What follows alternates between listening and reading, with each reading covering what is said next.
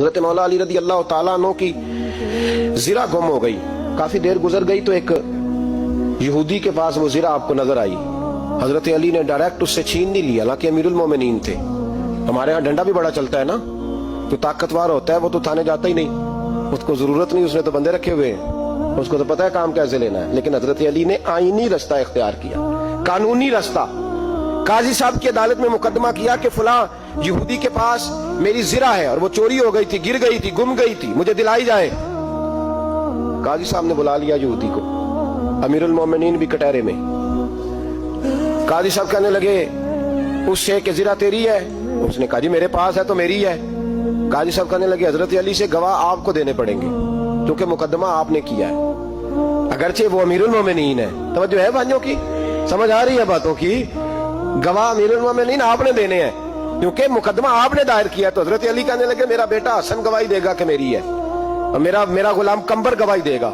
قاضی صاحب کہنے لگے حضور ان کی گواہی درست تو ہے پر میں نہیں تسلیم کرتا، اس لیے کہ بیٹے تو باپ کے حق میں بولا ہی کرتے ہیں، نوکر تو آقاؤں کے حق میں بولتے ہی ہیں. جائیں کوئی غیر جانبدار بندہ لے کے آئے جو گواہی دے. تو حضرت علی خاموش ہو گئے، کہنے لگے ابھی میرے پاس ایسا کوئی گواہ نہیں. قاضی صاحب کہنے لگے چلیں پھر آپ یہودی کو راضی کریں، آپ نے کیوں بلا وجہ گھسیٹا عدالت میں، راضی کریں، انصاف کا تقاضا ہے.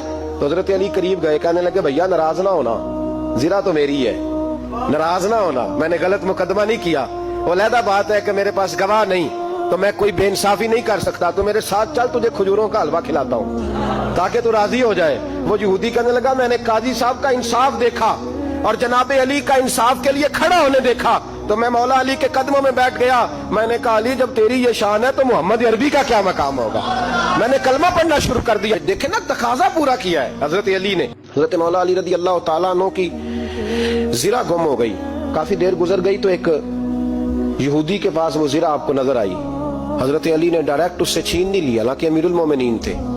ہمارے ہاں ڈنڈا بھی بڑا چلتا ہے نا، تو طاقتور ہوتا ہے وہ تو تھانے جاتا ہی نہیں، اس کو ضرورت نہیں، اس نے تو بندے رکھے ہوئے ہیں، اس کو تو پتہ ہے کام کیسے لینا ہے. لیکن حضرت علی نے آئینی رستہ اختیار کیا، قانونی رستہ. قاضی صاحب کی عدالت میں مقدمہ کیا کہ فلاں یہودی کے پاس میری زرہ ہے اور وہ چوری ہو گئی تھی، گر گئی تھی، گم گئی تھی، مجھے دلائی جائے. قاضی صاحب نے بلا لیا یہودی کو، امیر المومنین بھی کٹہرے میں. قاضی صاحب کہنے لگے اس سے کہ زرہ تیری ہے؟